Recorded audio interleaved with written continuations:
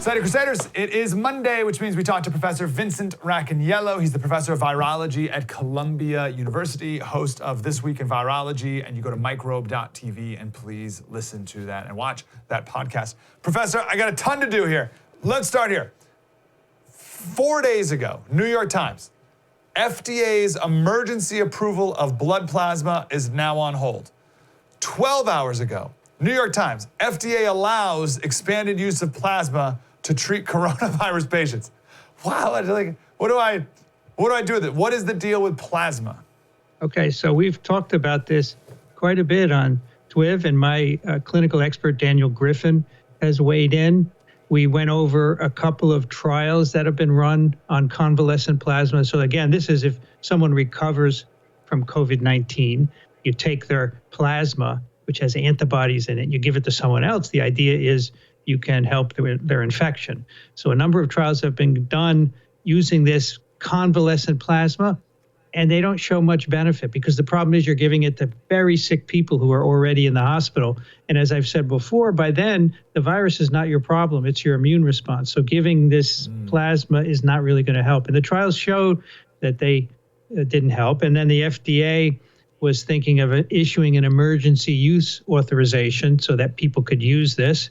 The head of NIH and Dr. Fauci both said to the FDA, we don't think that's a good idea because the trials have not shown any benefit, yet the FDA went ahead and issued their EUA. So I don't know what the background is there. From where I see, it doesn't really help to take convalescent plasma. So I'm not sure why they're issuing this EUA.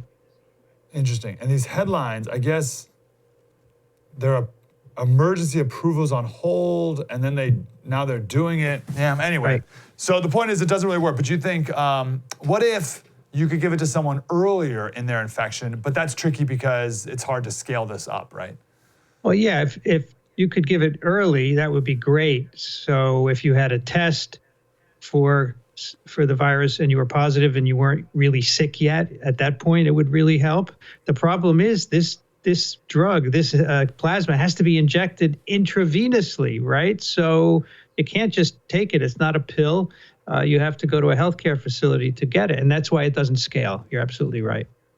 Yeah. Okay, give us the latest. I know you talked about this on your podcast about remdesivir and how that's, we talked about HCQ and how that's no good. That doesn't work. But remdesivir seems to be having some good effect.